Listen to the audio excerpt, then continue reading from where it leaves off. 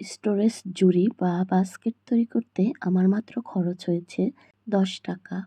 কাঠবক্স এবং পাটের দড়ি দিয়ে খুব সহজে স্টোরেজ জুড়ি বা বাস্কেট তৈরি করা যায়। প্রথমে আমি একটি ছোট কার্টুন বক্স নিয়েছি এবং পরিমাণ মতো কাপড় কেটে নিয়েছি এবং দুইটিকে আমি গ্লুর সাহায্যে এভাবে লাগিয়ে নিব।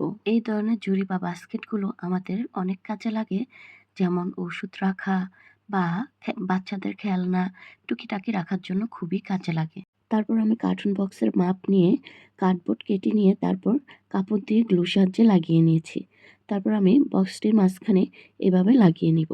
বক্সের নিচের কোণ থেকে আঠা লাগিয়ে পাটের দড়ি খুব টাইট করে লাগিয়ে এভাবে ঘুরিয়ে ঘুরিয়ে লাগিয়ে নিব। পুরো বক্সটি দড়ি দিয়ে ঢেকে না যাওয়া পর্যন্ত একইভাবে পেঁচিয়ে যান।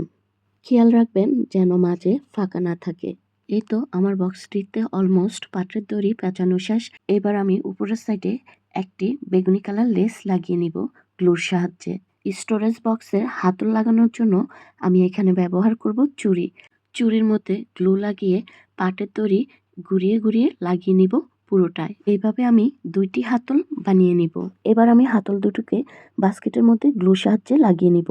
এই ধরনের রাস্টিক জুড়ি ঘরকে একটি ন্যাচারাল লুক দেয়। দেন আমি একটি স্টোনের বো নিয়ে জুড়িটির কর্নারে গ্লুর সাহায্যে লাগিয়ে নিব। তোমাদের কাছে আমার এই স্টোরেজ জুড়িটি কেমন লেগেছে অবশ্যই কমেন্টে জানিও। এই হচ্ছে আমার বাস্কেটটির ফাইনাল লুক। সো তোমাদের কেমন লেগেছে অবশ্যই জানিও। আল্লাহ হাফেজ।